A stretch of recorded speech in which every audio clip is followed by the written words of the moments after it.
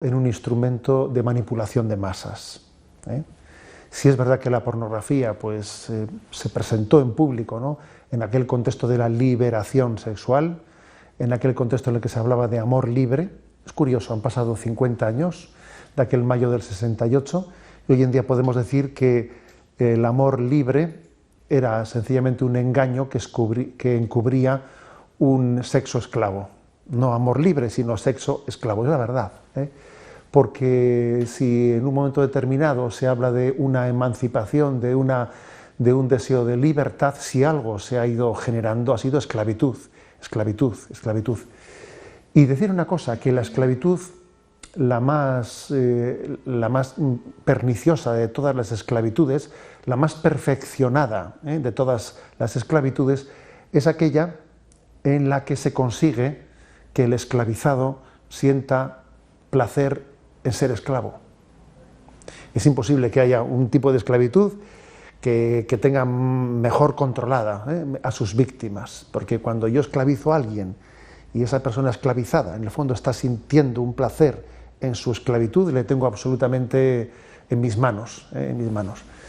Creo que esta es la realidad, como cuando se hace un experimento con cobayas y se les introduce en una jaula, y entonces una cobaya llega a hacer un aprendizaje en el que, presionando determinada palanca que está en un lugar, recibe una descarga, que esa descarga le está dando un placer.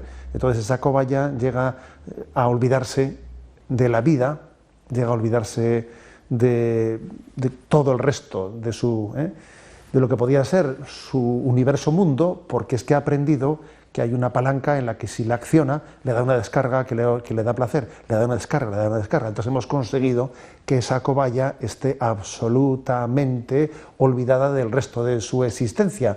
Pero lo malo es que no es una cobaya, lo malo es que es un ser humano, al que se le puede verdaderamente controlar, manipular, haciendo que esté exclusivamente en su horizonte mundo centrado en qué es lo que le da placer. Bueno, pero ¿la pornografía es pecado?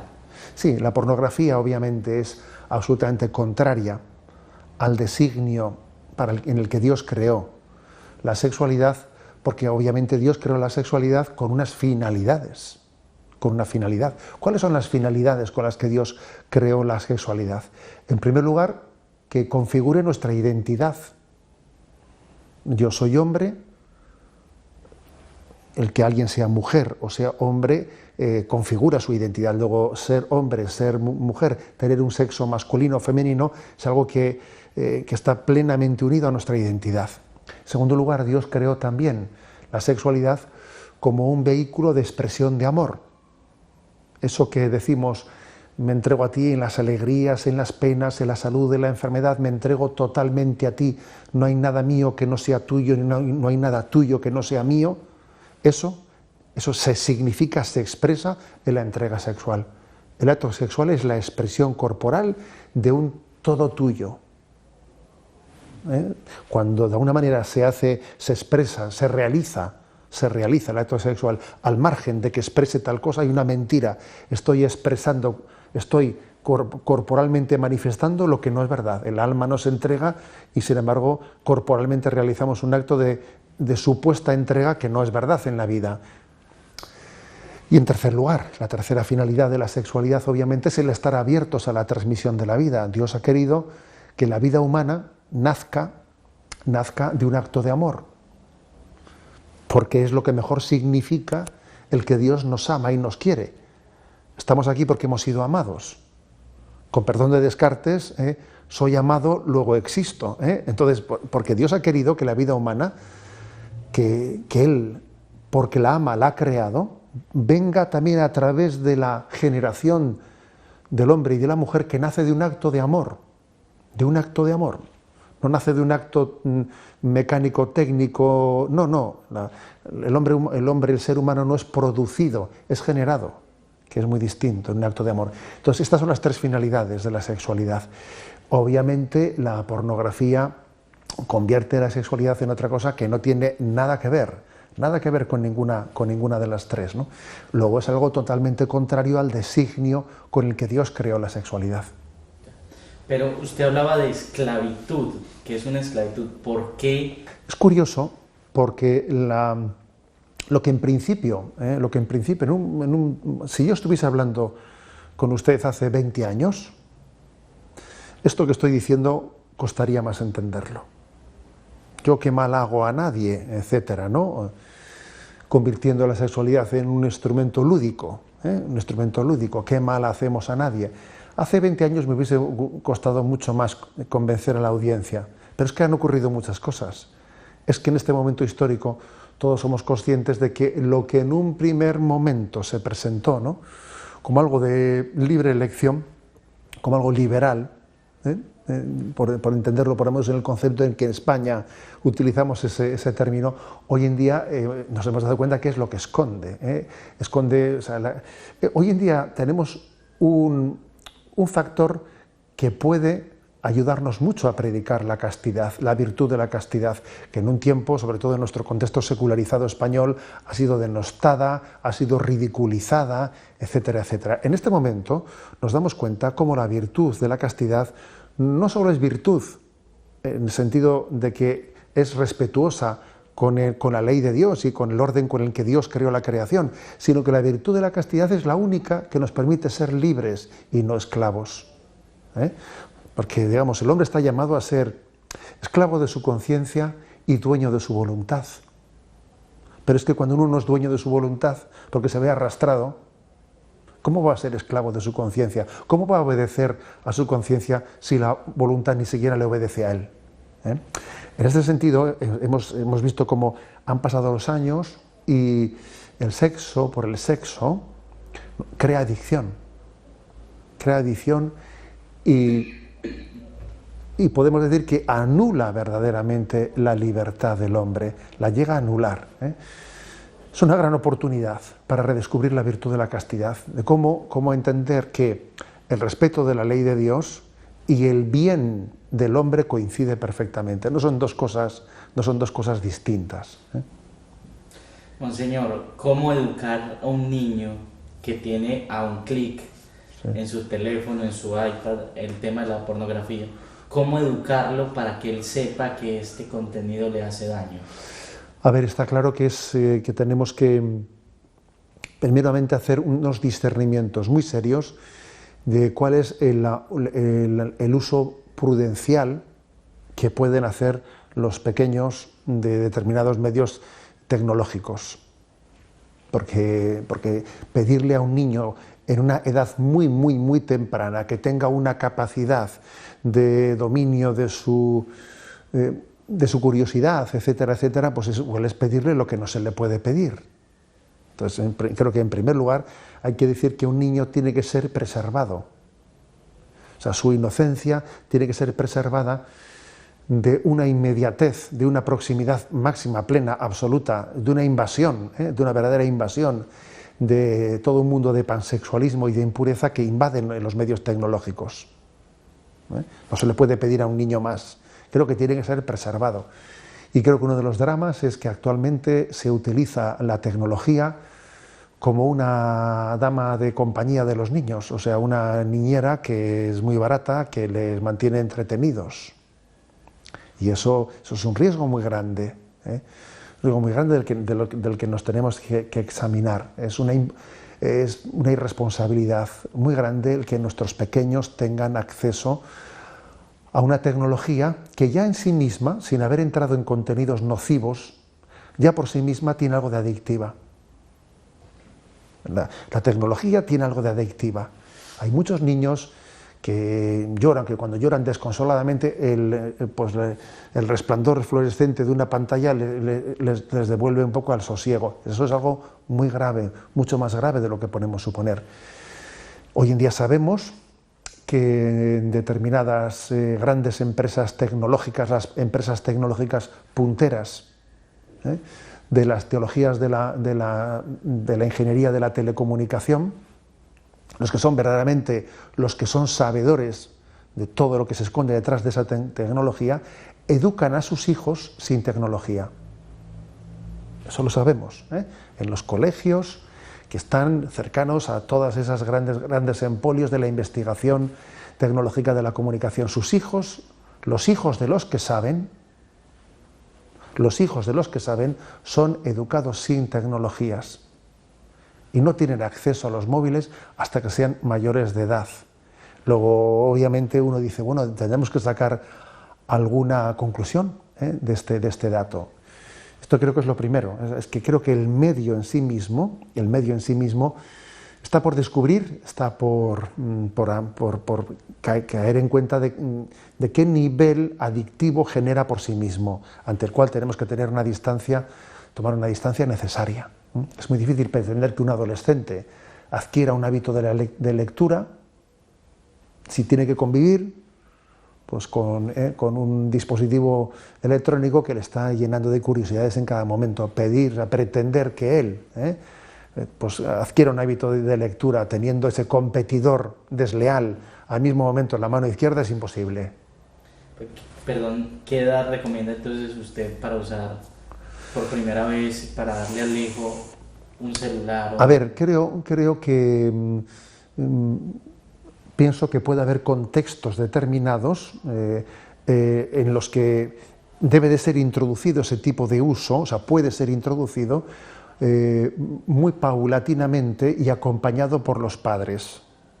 O sea, es decir, no creo que sea prudente que se haga una entrega y comience uno por tener una utilización autónoma, no es prudente, sino creo que los primeros pasos deben de darse teniendo con los propios padres una utilización de esa tecnología para determinadas finalidades concretas. Me parece que para que un joven, para que un adolescente tenga la madurez necesaria para utilizar él autónomamente un dispositivo móvil, tiene que haber unos pasos previos muy seriamente dados, si no, lo más posible es que la utilización sea perniciosa. Bueno, entonces, y ya, porque digamos que ellos pueden acceder a la pornografía, pero también sus compañeros en el colegio. Sí. ¿Qué les digo yo como papá? ¿De qué manera les hablo? ¿O es un tema que mejor no se habla hasta más adelante o qué? Bueno, sí, obviamente hay que ser muy claro en la expresión con los hijos, hay que ser muy claro.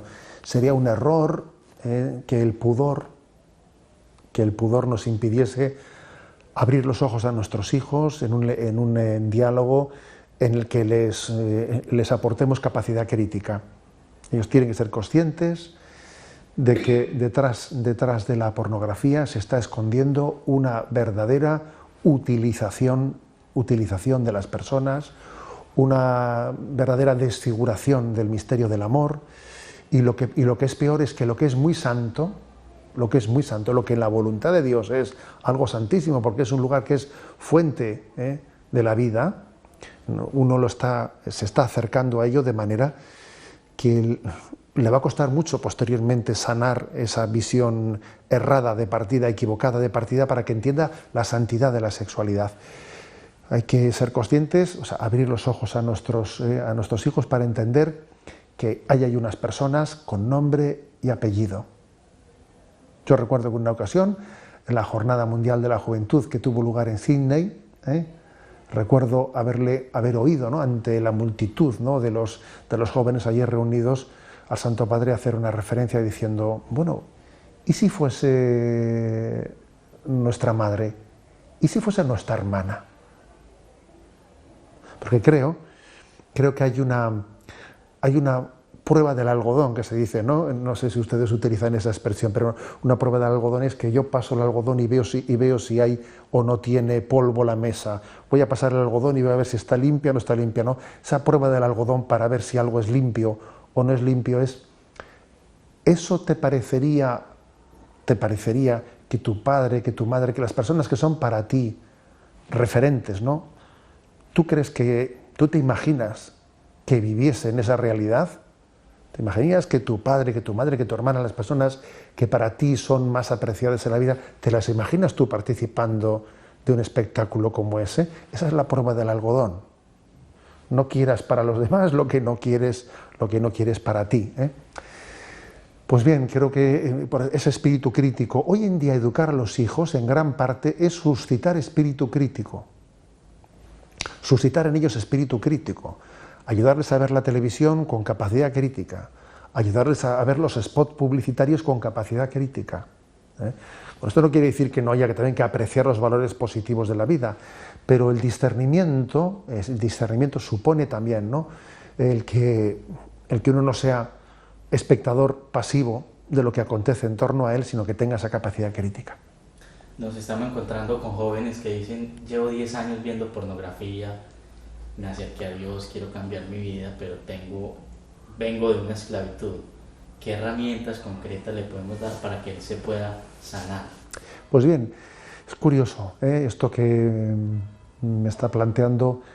Por ejemplo, la Conferencia Episcopal de Estados Unidos publicó hace escasos años un documento explícitamente sobre el tema de la pornografía, que yo he tenido ocasión, especialmente en Radio María, de desarrollar aquel documento de la Conferencia Episcopal de Estados Unidos. Entonces uno percibe que ocurre en una parte importante, ¿no?, de los que han sido consumidores empedernidos, digamos, ¿no?, de la pornografía durante muchos años, que se encuentren con que no es suficiente una voluntad de romper con ella. Porque enseguida experimentan lo que dice San Pablo: ay de mí, que no soy capaz de cortar con aquello que mi voluntad ha tomado la decisión de cortar radicalmente con ello, y no soy capaz de cortar con ello, y por el contrario he tomado una decisión y no soy capaz de cumplirla. O sea, me doy cuenta de que no soy dueño de mi voluntad. Pues bien, sin duda alguna, la Iglesia Católica en este momento está llamada también a integrar en los acompañamientos espirituales determinados acompañamientos a medio camino entre la educación espiritual y la terapia, para que ayuden a romper con esas adicciones. Y puedo decir también de la existencia en muchos centros de orientación familiar de nuestras diócesis de servicios concretos con determinadas recursos, ¿no?, o metodologías para romper con las adicciones, ayudándose incluso unos a otros, a veces recurriendo también a un procedimiento grupal, cual de si Alcohólicos Anónimos se tratase. Existe también la asociación Sexólicos Anónimos, igual que Alcohólicos Anónimos, curiosamente, en la que también incluso se recurre a una terapia de una ayuda de la de dar cuenta de si uno va siendo capaz de ser dueño de sí mismo en el cumplimiento de unos objetivos concretos que se van estableciendo para recuperar a la voluntad de su esclavitud.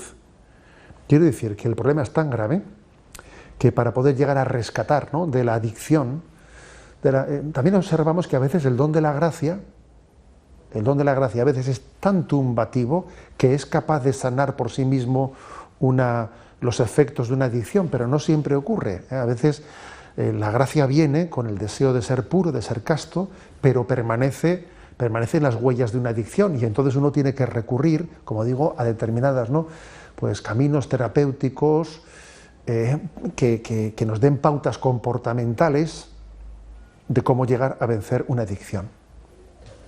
Monseñor, ¿masturbarse es pecado? Masturbarse es pecado porque obviamente es contrario a esas finalidades a las que me he referido antes, a esas finalidades para las que Dios creó la sexualidad. Dios creó la sexualidad como un vehículo de expresión de amor y de entrega del amor a otra persona. ¿Dónde acontece tal cosa en la masturbación? Cuando uno utiliza la masturbación como una técnica de tener placer consigo mismo, la sexualidad deja de ser expresión de amor para convertirse, pues como decía, ¿no?, pues en una especie de recurso de esa cobaya a la que le metemos pues en una pequeña jaula y ha encontrado que realizando una determinada acción se produce placer a sí misma, pero dejando de tener la finalidad para la cual vive, ¿no? Por lo tanto, obviamente la masturbación no es expresión de amor y no está abierta a la transmisión de la vida. Obviamente es contraria a ese designio que Dios dejó inscrito en la naturaleza, y también es perniciosa para nosotros mismos, ¿no? Porque genera unas dinámicas de búsqueda egoísta de uno mismo. O sea, la dinámica que genera la masturbación es bastante contraria a ese llamamiento evangélico del olvido de ti mismo y entrega a los demás. Dice el Evangelio, el que quiera seguirme, que se olvide de sí mismo, y no es buen camino el de la búsqueda del autoplacer, en el que uno se cierra en su pequeña burbuja. Y además es curioso que la masturbación genera tristeza, porque el placer por el placer crea soledad y tristeza, seamos claros. ¿Por qué? Pues porque la alegría nace de la donación. La alegría nace de la donación. La búsqueda de uno mismo, el narcisismo, que obviamente también el narcisismo se esconde detrás de la masturbación. El narcisismo genera tristeza, porque el hombre ha sido creado para el encuentro. Y el encuentro tiene lugar también cuando hay un tú, no cuando yo soy la referencia de mí mismo, ¿no? Cuando intento suplir con el placer mi falta de felicidad, seamos claros, que a veces pretendemos que el placer sustituya a la felicidad y no es posible. La felicidad nace de la entrega de nuestra vida a un ideal que merece la pena. Se es feliz cuando alguien entrega su vida a algo en lo que merece la pena. Cuando uno, sin embargo, no va por ese camino, intenta suplir esa felicidad en una búsqueda de un placer, que es un sucedáneo de felicidad, que está lejísimos de serlo, ni de parecerlo, ni tan siquiera de asemejarse a ello.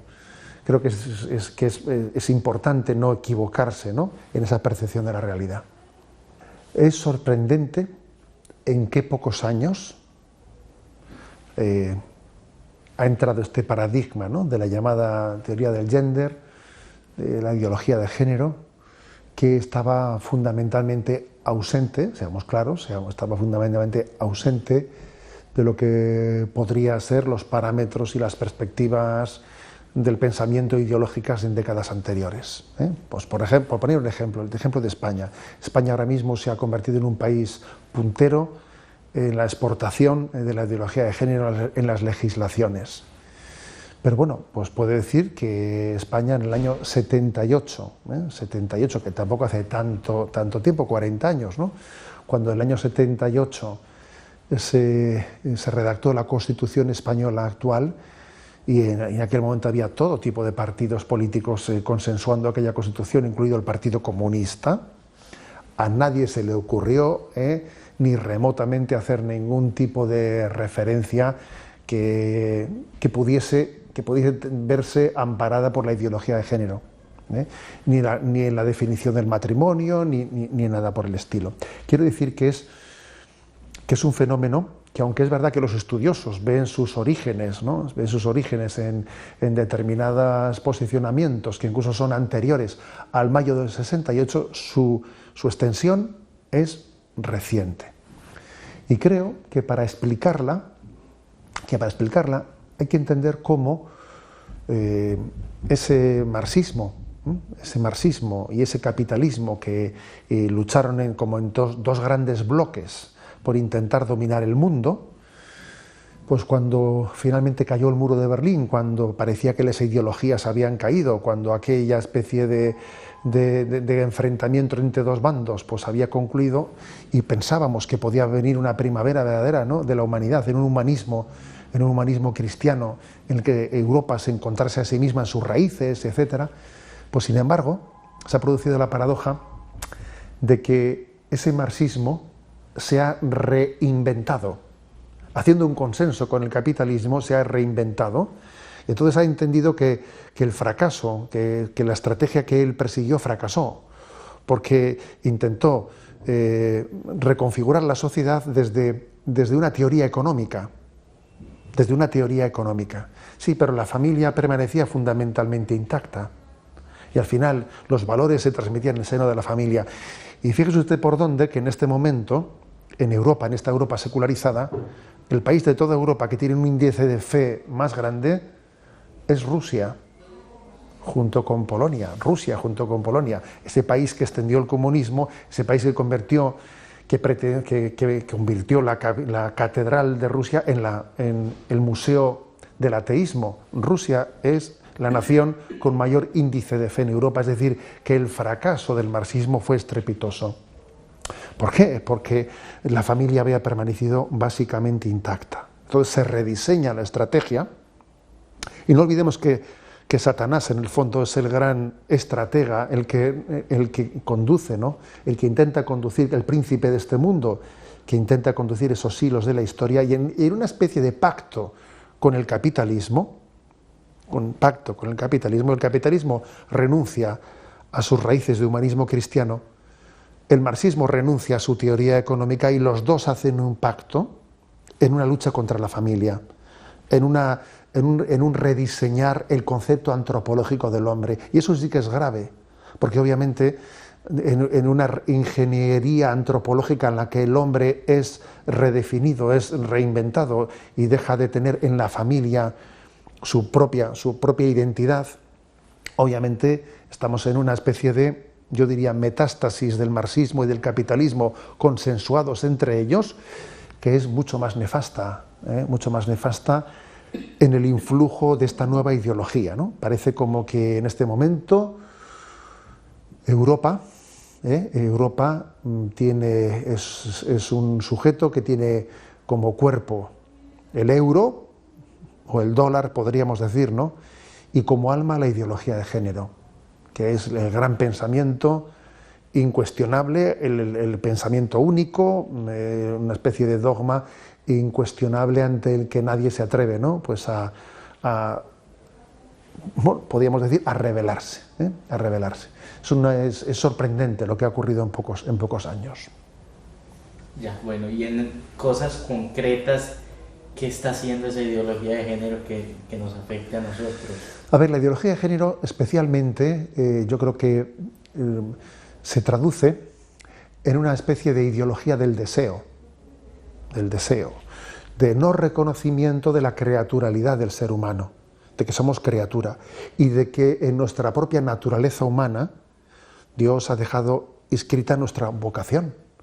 Porque el ser hombre, el ser mujer, es tener en nuestra propia naturaleza, está inscrita la vocación para la que hemos sido creados, la vocación a la donación de amor, la vocación a la apertura, a la transmisión de la vida. Sin embargo, frente a eso, la ideología de género lo que hace es decir, el hombre es lo que siente, el hombre no es lo que es, el hombre es lo que siente. De manera que se pone por encima el deseo, no yo digo ya la voluntad, sino el deseo, se pone por encima de la propia naturaleza. Entonces, el hecho de que estemos continuamente, ¿no? Hay una paradoja para mí muy grande, y es que este mundo actual, que valora tanto la ecología, el respeto de la naturaleza, sin embargo, paradójicamente, no valora en absoluto lo que es la ecología humana. Hay una paradoja, que por ejemplo, que la ecología sea tan crítica contra los alimentos transgénicos y sin embargo promueva el transgénero. Pero bueno, ¿cómo es posible que colemos un mosquito y nos traguemos un camello? ¿Cómo es posible que tengamos tal grado de sensibilidad hacia el respeto de la naturaleza y sin embargo no entendamos que en la propia naturaleza humana hay inscrita también una vocación, una identidad del ser humano?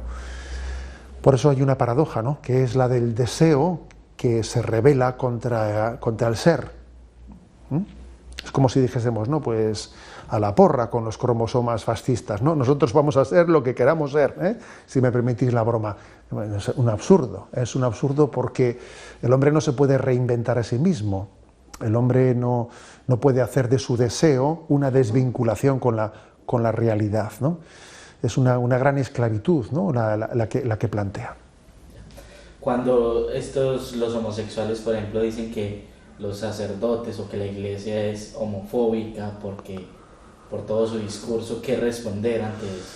A ver, la palabra homofobia hoy en día está siendo utilizada como un arma arrojadiza frente a la libertad de pensamiento, ¿no? O sea, es decir, todo aquel que no acepte la ideología de género es homofóbico, sin más, sin otra posible explicación. Es un recurso para el no debate, para la no reflexión, Obviamente existe otras maneras muy distintas de ver esa perspectiva, y por supuesto que la sensibilidad cristiana tiene muy claro, porque el propio catecismo de la Iglesia Católica se distingue con claridad el juicio objetivo sobre la homosexualidad de también el trato subjetivo o la percepción subjetiva de las personas que tengan tendencias homosexuales. Ambas cosas quedan perfectamente distinguidas, ¿no?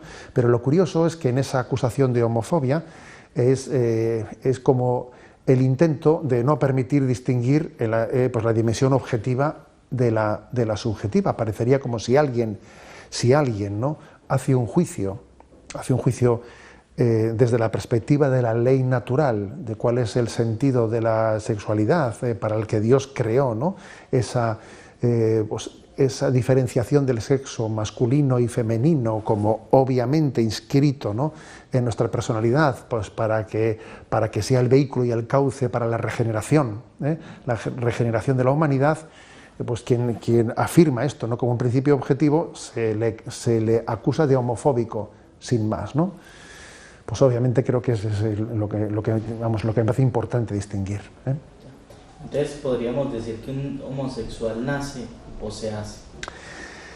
Obviamente la doctrina de la Iglesia no entra, no es cometido de la doctrina de la Iglesia el llegar a decir la homosexualidad tiene un componente hormonal, la homosexualidad tiene un componente psicológico. No es cometido de la Iglesia. Ahora bien, sí es cometido de la Iglesia estar en diálogo con lo que son las ciencias naturales. Y hoy en día sabemos, no desde la Iglesia, no desde la revelación, sino desde de todas las ramas, los profesionales de la psicología que acompañan, que sin duda alguna con la homosexualidad no se nace, sino que se hace. Y que tenemos suficientes, ¿no?, estudios que van mostrando cómo la homosexualidad pues, se ha ido generando. Estoy pensando en estudios como el de Richard Cohen y tantos otros profesionales, ¿no? Cómo la homosexualidad se ha ido generando en la medida en que en la infancia y adolescencia ha habido una carencia de referentes masculinos que después han derivado en unas tendencias homosexuales. Y también otro tipo de circunstancias que están muy estudiadas. Como digo, no es ese el cometido de la Iglesia, pero es muy importante el que para poder acompañar espiritualmente a las personas seamos también conocedores de cuáles son los grandes, los grandes conocedores, para poder derivar, porque forma parte también de ese quehacer de la Iglesia como hospital de campaña al que se refiere nuestro Papa Francisco. Forma parte de su quehacer saber también dónde derivar, dónde está la posada en la que el samaritano fue capaz de aquel hombre que había sido herido a conducirle, ¿no?, a una buena posada en la que pudiese ser acompañado. Señor, yo he visto por ahí que las feministas en algunos episodios lo han atacado por su discurso. ¿Por qué lo atacan y qué piensa usted de eso? Bueno, obviamente existe un feminismo obviamente hay distintas ramas del feminismo, ¿no? Pero existe un feminismo radical, totalmente, influido, ¿no?, o bajo el paradigma de la ideología de género, que piensa que la Iglesia Católica, incluso la Sagrada Biblia, la Revelación, etcétera, en su afirmación de que Dios nos creó hombre y mujer, etcétera, ¿no?, es el causante de la esclavitud de la mujer. Hay un tipo de feminismo que piensa que, por ejemplo, que el aborto es una bandera de liberación de la mujer. Y sin embargo, algunos entre los cuales creo que me incluyo, pues hemos querido subrayar que el feminismo, lejos de ser una bandera de liberación de la mujer, el feminismo ha sido verdaderamente una herida infligida a la propia mujer de unos niveles increíbles. Tal es así que en este momento en la población mundial hay unos 120 millones de mujeres menos que de hombres, porque se ha utilizado el aborto como algo selectivo, de manera que se ha seleccionado el género o el sexo, y entonces no han nacido 120 millones de mujeres. Fíjate que el que en teoría era el recurso de la liberación de la mujer se ha convertido en un feminicidio. El aborto es un feminicidio, por un doble motivo, porque mueren, porque son seleccionadas, ¿no? Desde el diagnóstico prenatal. Son destrozadas más vidas femeninas que masculinas. Y en segundo lugar, porque la segunda víctima del aborto es la propia mujer. Es la segunda víctima del aborto. Porque una mujer, una madre tiene muy arraigado en su ser el instinto de maternidad, y obviamente el aborto pasa una factura tremenda, terrible. Y además, digamos una cosa más, los que conocemos, los que hemos seguido de cerca, sabemos que detrás de muchísimos, yo diría la mayoría de los abortos, hay una actitud machista por parte del padre de la criatura que no quiere reconocerse como tal y que está presionando a esa madre para el aborto, no queriendo hacerse responsable de esa criatura. El aborto es fundamentalmente un recurso machista, a los que conocemos de cerca la realidad. Intentar ligar el aborto al feminismo es estar fuera de la realidad. A veces, cuando algunos hemos dicho esto, nos hemos encontrado con un feminismo que entiende que estamos atacando la dignidad de la mujer. Exactamente lo contrario. Exactamente lo contrario. Creo que esta es la realidad, ¿no? Que existe un feminismo ideológico que no percibe hasta qué punto es la propia mujer la que está siendo víctima de esta ideología de género y de esta agenda abortista. Monseñor, para terminar, a mí me dijeron que Monseñor Munilla era de los mayores expertos en el mundo para la evangelización y motivación de los niños. De los niños. Así me dijeron, literalmente. ¿Cuál es el secreto? ¿Qué es lo que hay que hacer para que los niños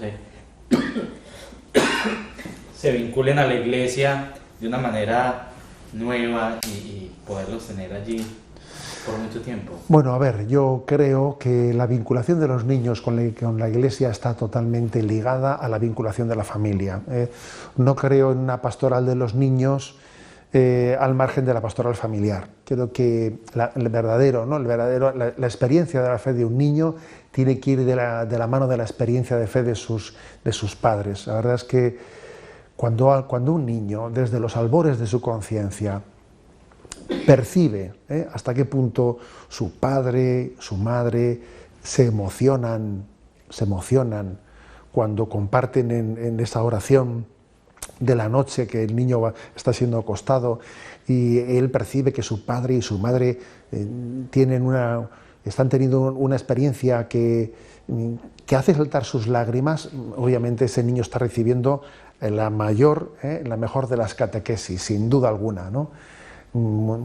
Mucho más efectiva que 10 de nuestros sermones, que 10 de nuestras conferencias, ¿no? O sea, es decir, cuando el niño está sintiendo que aquellas personas que más quiere, que ama con un amor incondicional, le están mostrando que que lo más íntimo de su corazón Dios es bueno y es el centro de la familia, está recibiendo su introducción, ¿no? Su verdadera introducción en la experiencia religiosa. Por el contrario, si el niño ve que sus padres le están dando una educación cristiana de mero compromiso y el niño le dice, calla, que empieza el fútbol, como te puedes imaginar, pues el niño entiende perfectamente que se le está intentando transmitir unos valores con los que sus padres no vibran, ¿no? Igual que los pastores, ¿no? Tenemos una gran responsabilidad en que nuestros fieles perciban la experiencia de Dios, viéndonos a nosotros, conmovidos ante ese misterio, no dueños del misterio, sino conmovidos ante él. Pues eso mismo les pasa a los padres, ¿eh? Pero además con una responsabilidad superior, porque si alguien tiene un pastor que no es mi santo, ya le cambiarán de pastor en su parroquia, pero cambiar de padre no puede ser. Por eso la responsabilidad de ser padre y ser madre es inmensa, ¿no? Y tenemos que hacernos esta pregunta: ¿este niño va a conocer a Dios o no lo va a conocer a través mío? ¿Yo seré reflejo de Dios para él o estaré de alguna manera velando, impidiendo que la luz de Dios llegue a su vida, ¿no? Esa es la clave, ¿no? En la educación de los niños, que caigamos en cuenta, ¿no?, de la responsabilidad que Dios puso en nuestras manos.